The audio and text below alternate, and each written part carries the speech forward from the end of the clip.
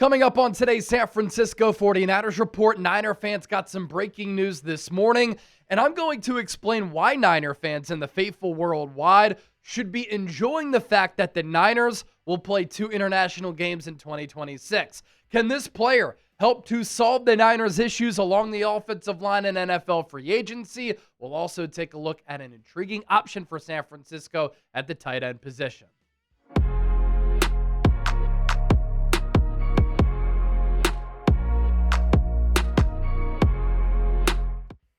My name is Chase Sr. This is the San Francisco 49ers Report. I appreciate all of you for making today's show a part of your day and hanging out here with me. Let's talk about the International Niners. It is official. San Francisco on the 2026 slate will play 2 international games. Now, of course, during Super Bowl week in the lead up to Super Bowl 60, when we were in San Francisco on Radio Row, we talked about this breaking news at the time, that the Niners will play the first of their 2 international games in Melbourne, Australia, to most likely kick off the 2026 schedule. That's been the report out there, that the Niners will play the Rams in Melbourne, Australia at the Melbourne Cricket Ground in week 1 to kick off the 2026 NFL campaign. And the Niners in this game will be the away team against the Rams. Obviously, the travel logistics are not ideal. We'll talk more about that here in a moment. To go from the Bay Area all the way to Melbourne, Australia, it's a very long flight. The positive, though, is that because the Niners ran the NFL in the 1980s, going on that dynastic run led by Bill Walsh, Joe Montana, Ronnie Lott, and others, Dwight Clark included. He's the one who helped to get that dynasty going. And they helped run the NFL in the 1990s as well. The Niners have a worldwide fan base because when the NFL started to gain popularity in the 1980s, the Niners were the model franchise, the winningest team during that stretch. And so because of that, and as the NFL started to gain a lot of traction, people looked at as the Niners as the team to root for. So because of that, there are Niner fans all around the world. And I look at the analytics here on this show. We have a ton of people who watch the 49ers Report in the country of Australia. And the Niners will be the away team against the Rams, yet it's going to pretty much be a home game for San Francisco because I'm telling you right now, at Melbourne Cricket Ground in Melbourne, Australia, this stadium is going to be full of scarlet red and gold. And the setting of this is going to be pretty awesome too. You notice that the grass surface is an oval. That's because they play cricket matches there. I have family in Melbourne. I've been to the MGC on multiple occasions, and there are around 100,000 fans who can fill this joint. And again, I'm telling you, a lot of Niner fans are going to take over Melbourne, Australia, and the MGC. And I was trying to figure out, how are they going to put a football field on the oval? I put it through Grok AI. It's probably going to look something like that. They could also run the field the other direction here vertically instead of horizontally.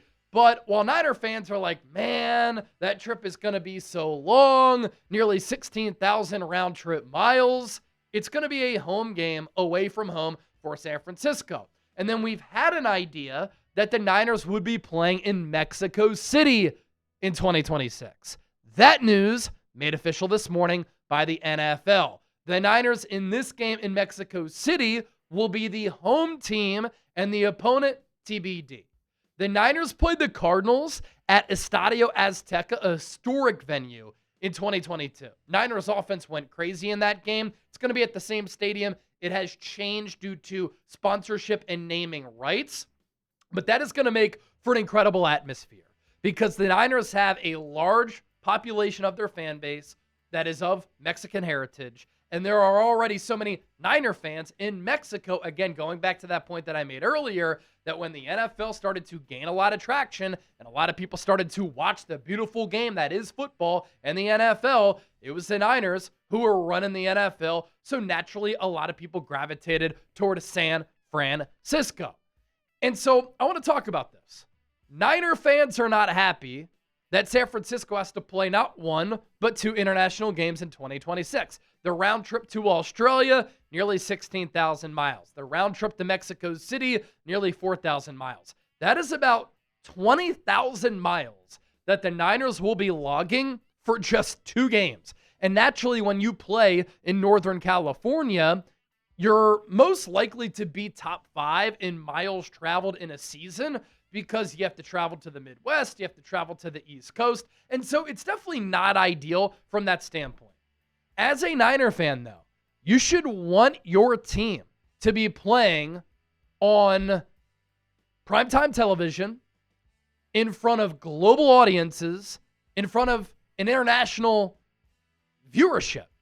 And so Niner fans here should be happy about this.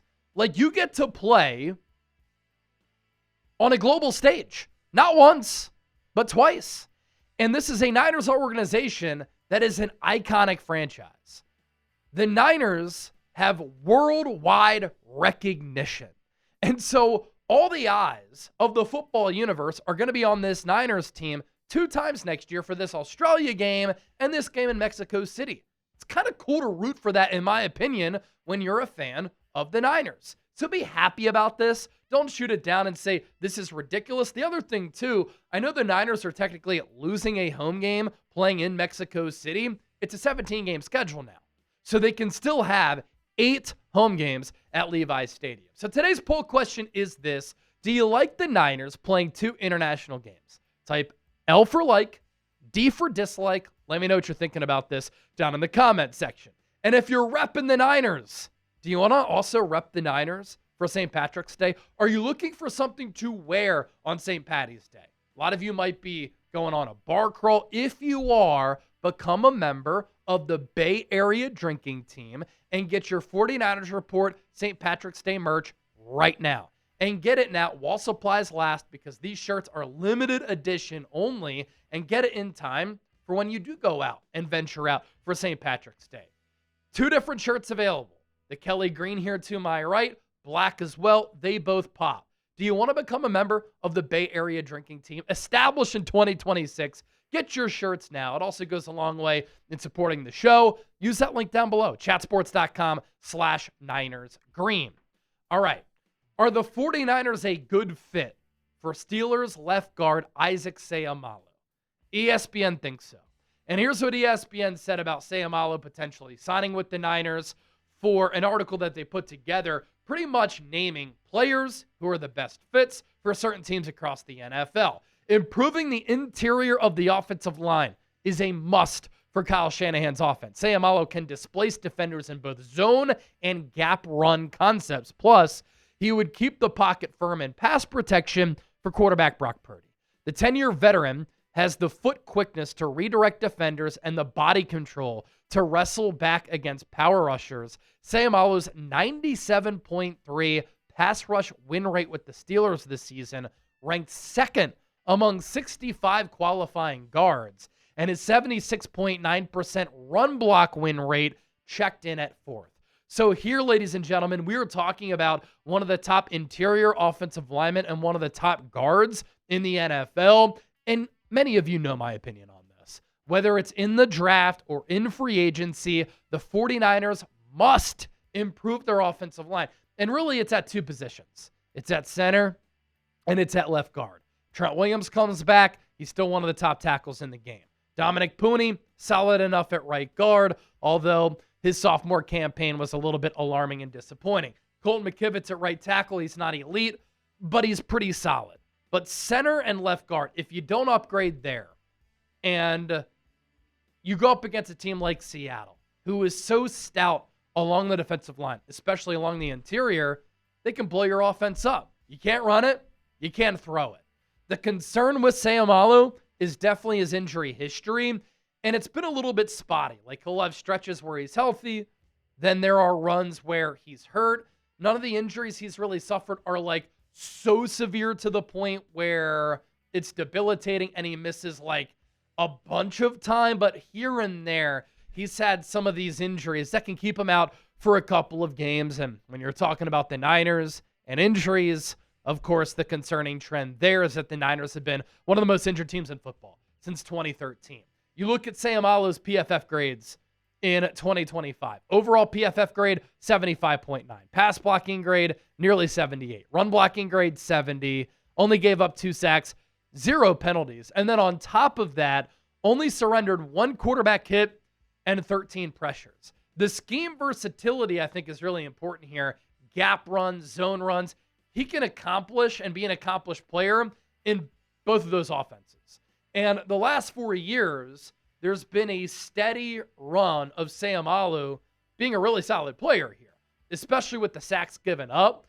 Before Pittsburgh played with the Philadelphia Eagles in 2022, Philly made it to the Super Bowl that year. Really good pass blocking grade, really solid run blocking grade, only gave up 1 sack. Cashed in with Pittsburgh, didn't give up a sack in 2023, gave up only 2 sacks in 2024, 3 sacks in 2025. This is a player that would make the Niners offensive line better.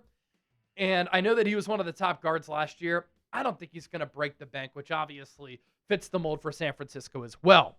And then I want to talk about this tight end. For the last couple of years, I've been saying this a lot. Can the Niners get somebody to help out George Kittle at tight end too? Can the Niners finally run some more 2 tight end sets once George Kittle comes back? Because with how comfortable Brock Purdy is throwing to the tight end position, imagine if the Niners run more 12 personnel.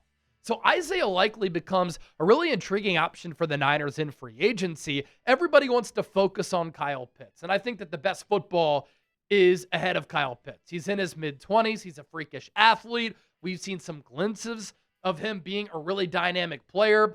But here's the issue with Kyle Pitts and his fit with the Niners. Kyle Shanahan values tight ends who can block. Kyle Pitts can't block. He's more of a wide receiver 3. And Kyle Pitts, I think, will be too expensive for San Francisco's liking and much more expensive than Isaiah Likely. So I think signing Likely makes a lot of sense. Still a young player. The Niners are not sure when George Kittle is going to come off that torn Achilles. The Niners have badly missed having a legitimate tight end too who can block the last couple of years. Likely is a do-it-all player, gifted pass catcher, really good athlete. He's very explosive, but you can count on him to also block. His hands are very trustworthy, only 1 drop the last 2 years. And with Likely, I think he's only scratching the surface of who he can become as a football player.